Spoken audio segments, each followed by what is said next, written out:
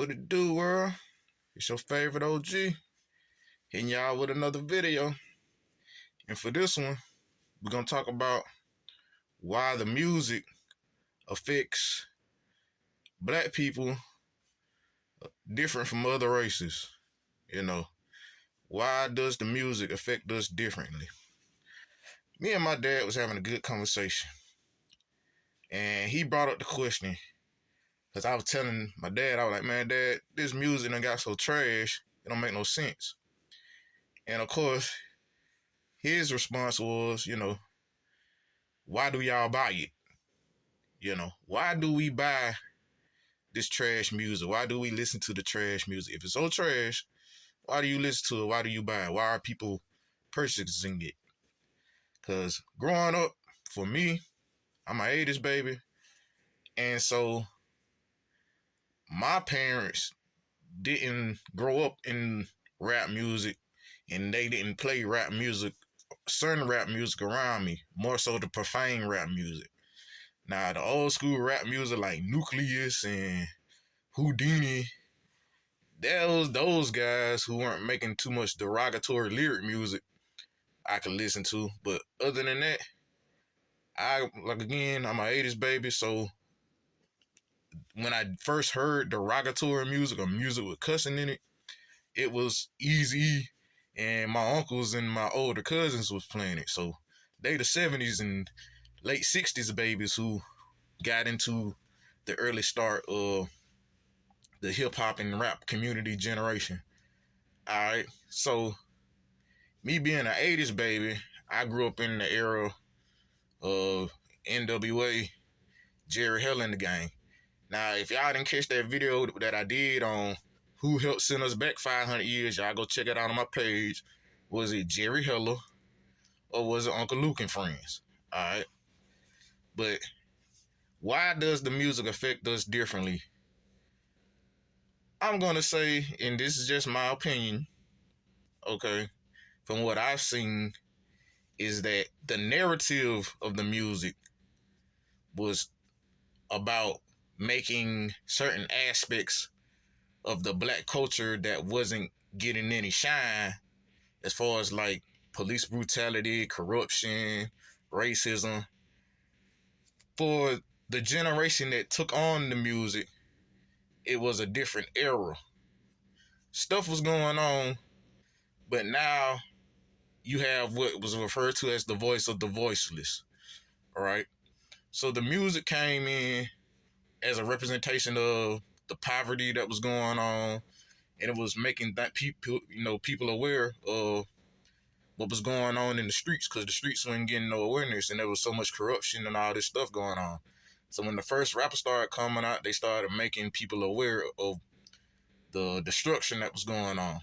And so from that point, it went to like I say, with NWA coming out, and they was first coming out, they wasn't really on no gangster music tip. They was on some more express yourself, you know, just making what was going on in the city of LA and around California, making stuff aware of what was going on with the gang banging and stuff. So what ended up happening is a generation caught wind of this as a rebellion against the grain, or what was the evil norm at that time, the brutality. And so a young generation is who got targeted with this. You see what I'm saying?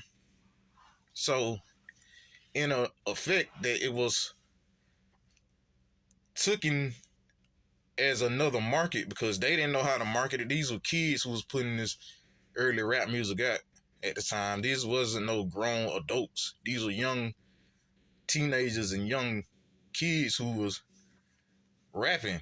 You feel me? Everybody else was pretty much listening to R&B music and instrumentals and stuff. That was the music at the time.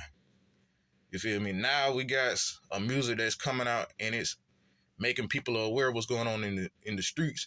It affected the black community more than it did the other communities, because we were the ones who were going through the most brutality and poverty and things. So it caught on to a young generation of future adults, pretty much.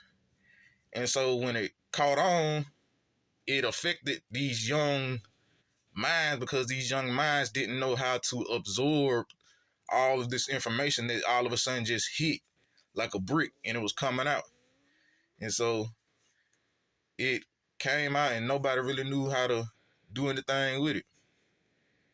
Other than that, once it came out, it just was like a sponge. The young generation started absorbing it in.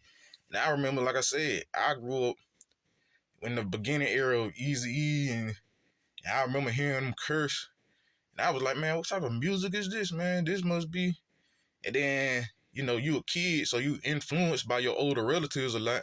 So you thinking, yeah, this is what I need to be listening to. This is the jam. This is what it do. And then slowly but surely, when you get old, you start to realize, like, man, this something's wrong. The narrative done changed. It went from being the voice of the voiceless to the voice of the ignorant. You feel me? Because that's what it is now. It's just the voice of the ignorant. They took the voice of the voiceless and they said, you know what? We can market this. Because at first they didn't want it.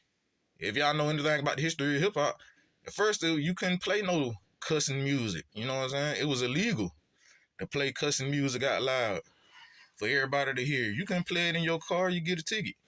It was illegal. Then when they seen, oh, we can change the narrative to the point where we can control a younger generation and we can market this foolishness to them, we'll market it to them because it affects them the most. We're not going to market to our kids, even though when it came to black and white and rap music, it was more so, again, effective to the black community because we were the face of the struggle versus the whites who usually took it on or like rap music. It's mainly because they're poor. So you always going to have the rich versus the poor versus the black and white. And that's the war they don't want you to look at. They don't want you to look at rich versus poor. They want us to stick on black and white and war with each other instead of looking at, hey, man, we all got to join together because it's us against them at the end of the day. And they don't want us to have no power because we would share the wealth. And they don't want to share the wealth. You know what I mean?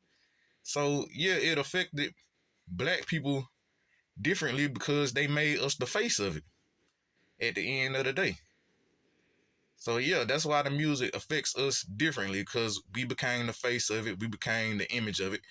And once they caught on to, okay, people, the youth are catching on to this, we can use this to control the generations by forcing them to comply to the culture that we want to push on their culture.